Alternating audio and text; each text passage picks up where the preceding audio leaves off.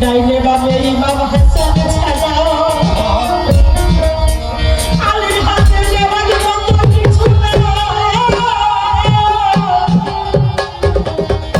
আমি যত আলী শিক্ষা দিয়ে মনে মনে হয় তাকে রান্না ফেলিয়ে দেই। আমার ভিতরে ঘুরাই না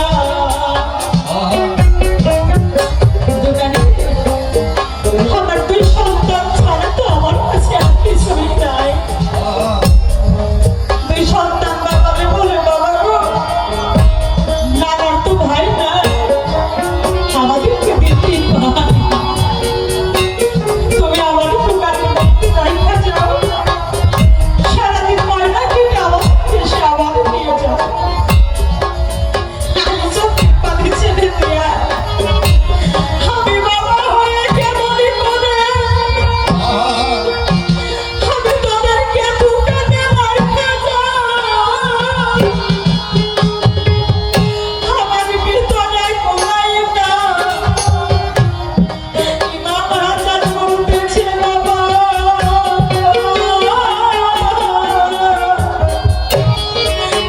আমাদের নানার মেহমান ঘরে আসছে আমার নানার সম্মান রাখতে হবে আমাদেরকে রাখা যাবে। আলী যাওয়ার সময় দোকানে বলতেছে টাকা নিয়ে যাবে ওরা তো নামাজ বাচ্চা খেলাধুলার মাধ্যমে একটু পরেই চলে যাবে ওদেরকে একটু আবদ্ধ করে রাখবে।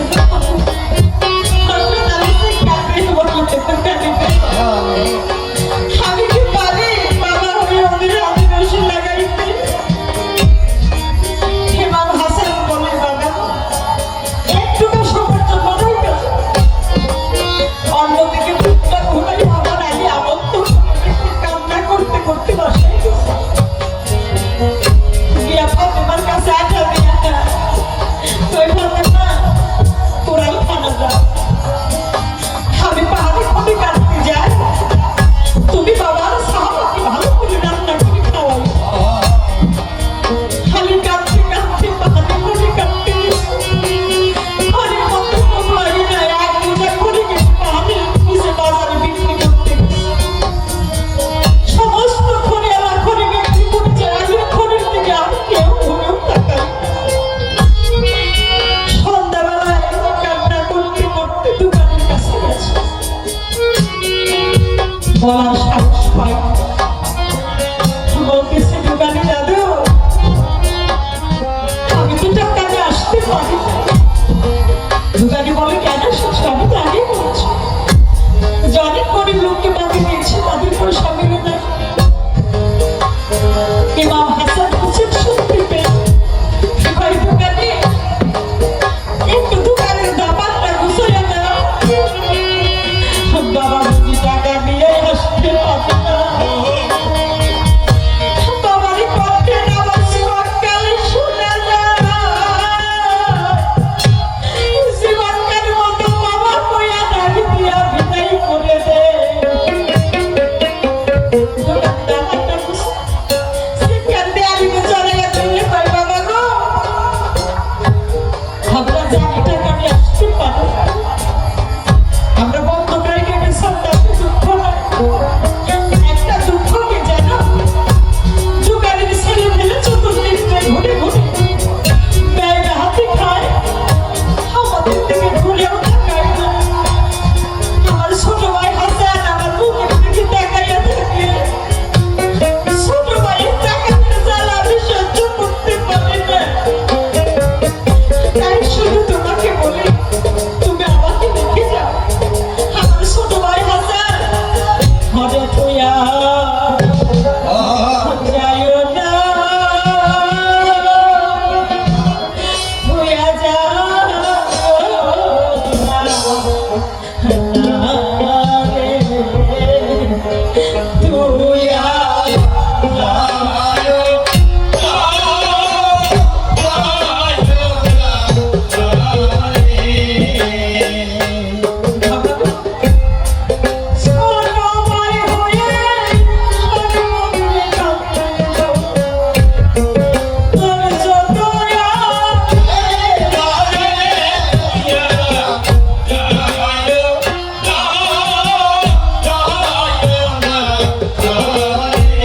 বাবা বড় মায়ের জ্বালা ছোট মায়ের জ্বালা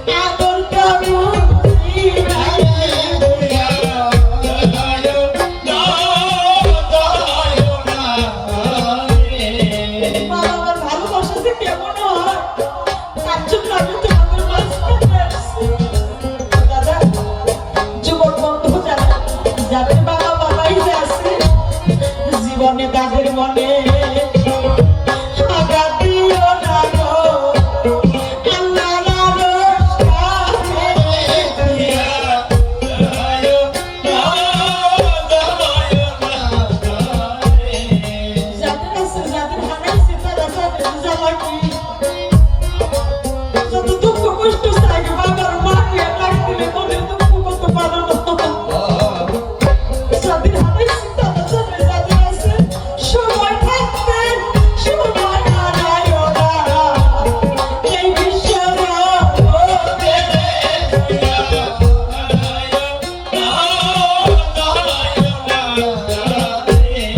আমাদের হারিয়ে গেছে তাই আমার গান শোনা বাসায় যায় যদি কারো বাবা থাকে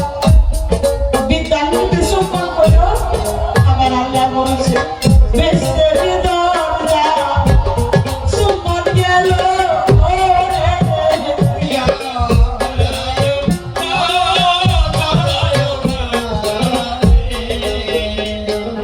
আমি কামনা করতে করতে ওই দোকানে ফাতেমা বুঝি রাস্তার দিকে তাকিয়ে আছে আমার ফাতেমার গলা কাটা মুরগির মতো রবিরে 10 থেকে একবার ঘরের ওই পাশে যায় আবার ঘরের এই পাশে আসে আবার একবার রাস্তার দিকে তাকায় আমার গ্রামে বুঝতে পারে না এই বাবা তোর কখন আসবে ফাতেমা একবার রাস্তার দিকে তাকায় আবার ঘরের এই পাশে ওই পাশ দৌড়াদৌড়ি করে চোখের পানি ছেড়ে দিও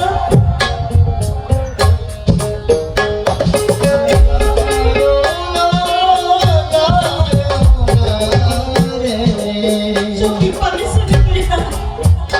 তবে আমি জানি বলবো মনের ব্যথা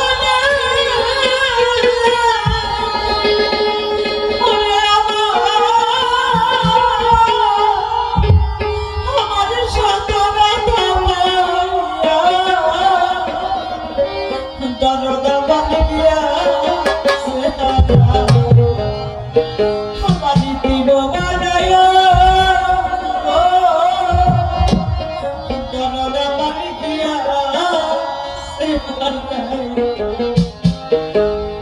আমি যাবে দেখলাম মনের ব্যথা আমি সন্তানের পাইয়া দরদ লাগিয়া ইমিল বানায়া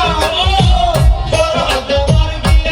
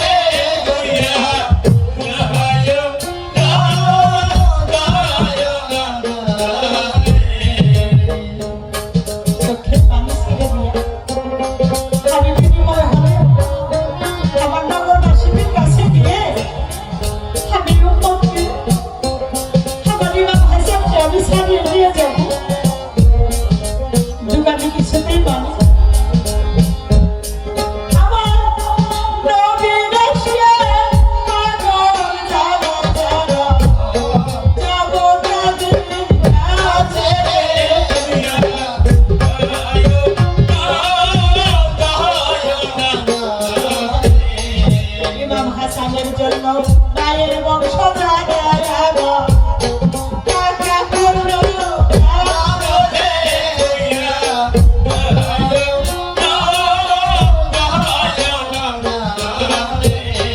মায়ের মন কেমন হয় কিছুক্ষণ আগে একটা মা বলে টাকা দিয়ে বললো মাগো তোমার মতন তো মেয়ে চলো আমার হাতে কিছু দেখছেন বাড়ির মন সন্তানের জন্য কত মায়া করে গো বাবা পারবি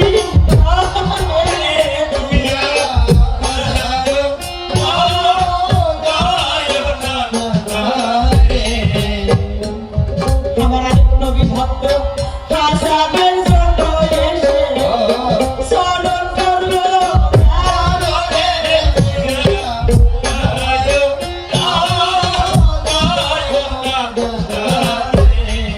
আরেক বয়ে হাতে মার লাগিয়া শরীর হইল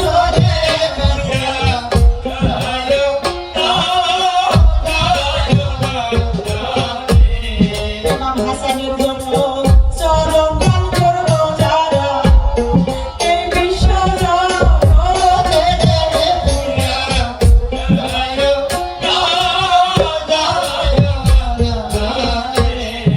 এবার দোকানের কাছে গিয়া আমার নবী বলছে দোকানে রে আমার নাতি দুইটা ভিক্ষা চাই তোর কাছে বিনিময়ে একটা কথা দিয়ে যাই কি কাল কিয়ামতের দিন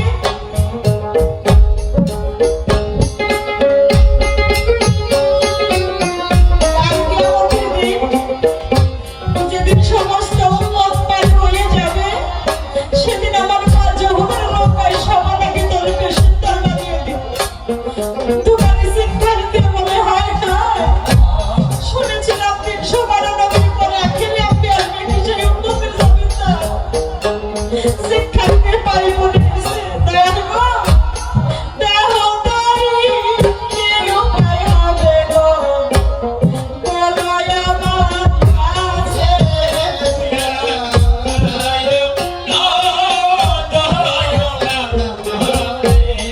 এই যে একজন ইমাম হাসানের জন্য মা জননী হইয়া রে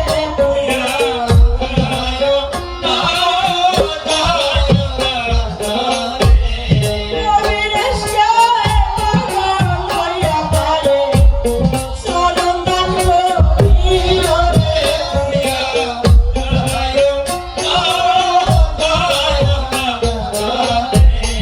এই যে আরম্ভ মনি এলো